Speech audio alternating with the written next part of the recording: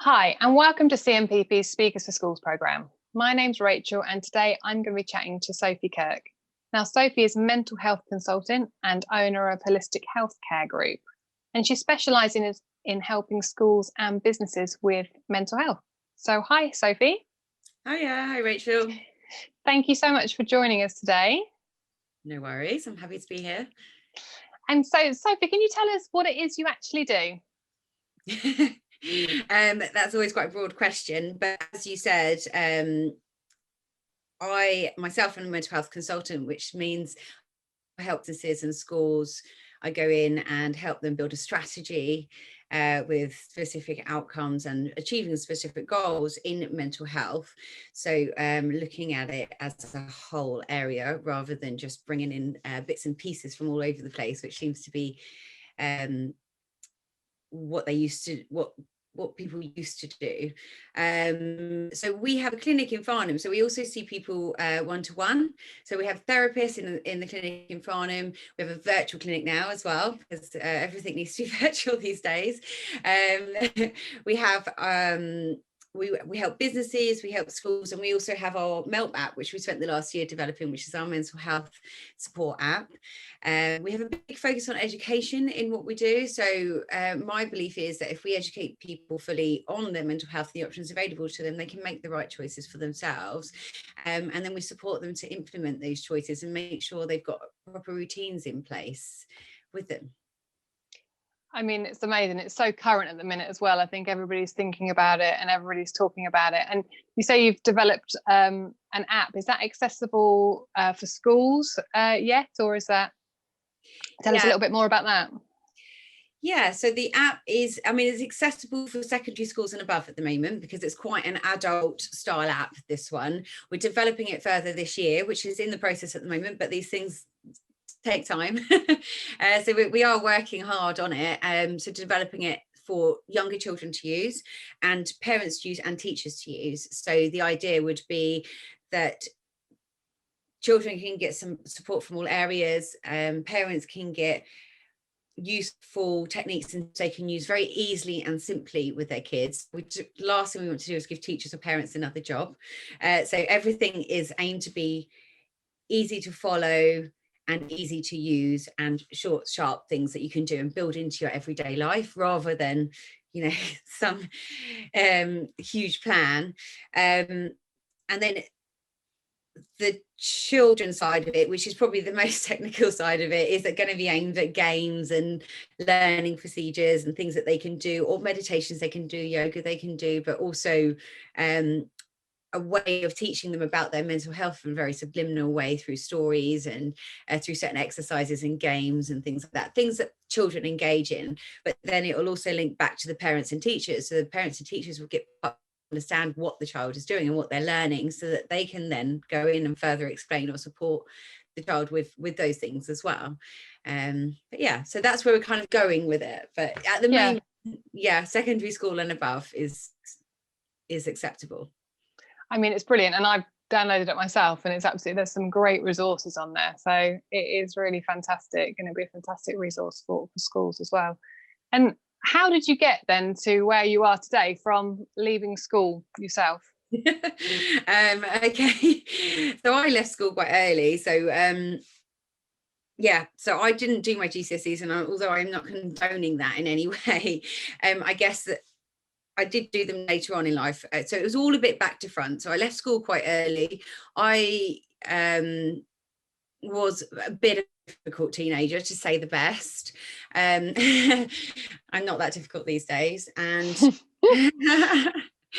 and I didn't do my A-levels either, actually. So I spent a lot of time trying to work out what I actually want to do with my life. I have absolutely no idea.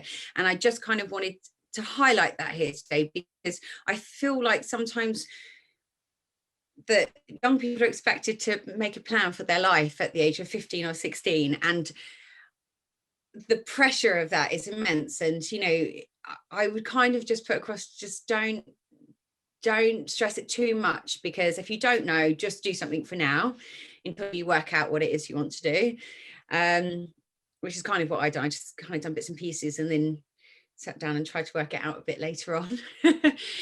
Or if you do have something you're really passionate about now, go for it. But if that changes later on, then change it. It's okay to do that. To expect to plan your whole life at 16 is quite a lot. So I didn't. I kind of just went on and tried to work myself out a bit for a while, and I eventually did. And then I went to university. So despite missing those crucial steps, still saw I had bags of life experience, which is really key when you are treating people, because you can have all the education in the world, and if you've got no empathy or life experience, then it's going to be really, really difficult to understand what's going on with people. So that's probably a key for what I done. So I did go back to uni and I got my degree. I got my Bachelor of Science honours degree. I'm going on to do my master's at some point when life gets a bit quieter. And then I done my GCSEs after that, actually. So a bit of the wrong way around, but so that was my kind of journey into things. And then when I done my degree, I then set up practice, and then I went on to develop the clinic and then develop the business from that. So it's all a bit of a stage, step-by-step process, but I always had a keen interest in mental health in my uni days, and I wrote my research dissertation on bipolar disorder and Chinese medicine and how that works together. And then I'd also studied CBT for a bit afterwards as well, just to give me those talking skills a bit better in practice. But yeah, that's kind of what's CBT. Sorry, what's CBT? So CBT is cognitive behavioural therapy. Right. So it's more talking therapy, so lots of counsellors use it and things. So it's a talking therapy, and it's much more westernized. So what I was taught was Chinese medicine, and how Chinese medicine look at how that TCM look at mental health and how they diagnose it within the body and the systems and the mind and the emotions. And I wanted to be able to put it into a Western perspective as well, so they kind of fit in together. Yeah. So I mean, that's an amazing story, isn't it? So to think that you left without the GCSEs, but actually you've managed to do a Bachelor of Science, and you're going on to do a Master's as well, and set up your own, company. Yeah. Yeah. And that must have been quite challenging in itself, I guess, setting up. What made you decide to sort of go on it alone and set up your own company? I don't like being told what to do. That would be one thing. Probably why I didn't do well at school. But yeah, so I always wanted to be my own boss, and I kind of done a bit of self-employed stuff before, so I kind of bummed around doing that a bit, and I never really wanted to work for anybody else. So I'm very self-driven. If I have passion for something and drive for something, then I'm more than happy just getting on with it, and I don't need that structure of a job to make me do that. So yeah, it was always on the cards for me, but I didn't realize how far it would go. I didn't realize.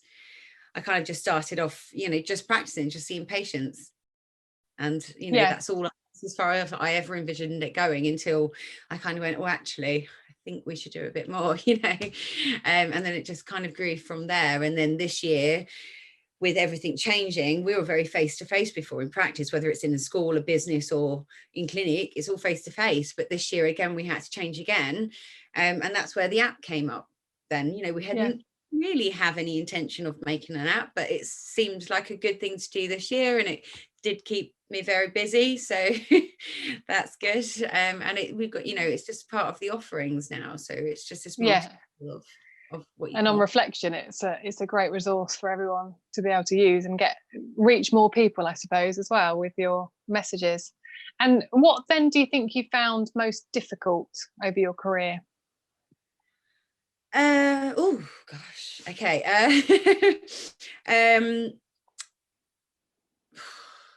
Gosh, I would say the most important thing when you're starting a business, and especially when it's in mental health and looking at it from quite a different perspective to what's the traditional model, is belief. So belief in your own ideas, that's the most important thing, but it's also the hardest thing. So having belief in yourself when things aren't necessarily going as well as you want them to, and you're not getting as quick results as you want to, because you never do in business, especially when you first start out. Everybody, I'm sure, will tell you that what they projected of their first year is not what happened in their first year. And that's perfectly normal, but you have to have that belief, and you have to have that perseverance and passion, and they are the hardest things to keep hold of when things are not going as you want them to as well. But you just have to hang in there and summon it back up again and go back to, why did I start this? What was my belief? What was my passion behind this? What is it I wanted to achieve? Can I still do that? And it's just going back to that and trying to keep that going through the tough times. Yeah. No, absolutely. And what then have you found most rewarding? The people that we help, of course, you know. I mean, the most rewarding thing for me, so when I moved from practice as in one-to-one patients, I think the biggest problem for me was the frustration that I could only help one person at a time. So to have an app out and to be able to help in businesses and schools and have that massive influence on people and help them grow in their emotional intelligence as well as their academic intelligence, you know, is really amazing to me. So to think the reach that we can have with something like the app as well is just mind-blowing, because it kind of propels us to where we want to be, which I mean, the mission really is to have everybody have access to good mental health support and education. And this really helps us because it's cost effective and it's accessible. So, yeah. Yes, definitely. And so, I mean, that you've spoken about then about what the future holds, the app we've spoken about is fantastic. Have you got any sort of extra advice for students that are making career choices, but also maybe any mental health advice as well? Yes. So yeah, one thing really is, and I know that just try not to worry so much at the moment. It's very difficult for teenagers because you've been brought up your entire academic and school life to believe that this is the cumulative moment, you know, your GCSEs.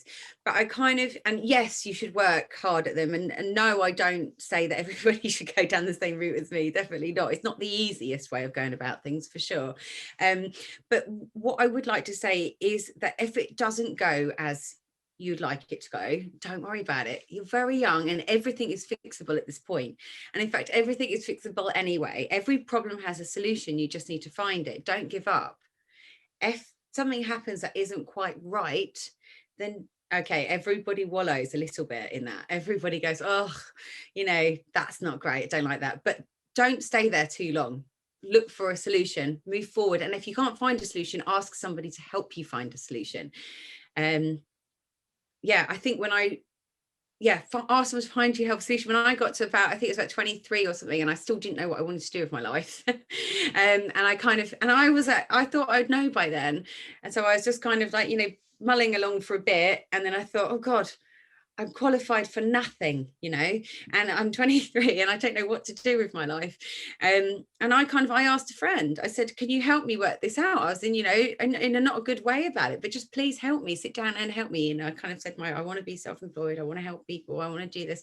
And we kind of whittled it down. And that's how I kind of then got on my journey. So, you know, ask people, always ask for help. Every problem has a solution and you just got to find it.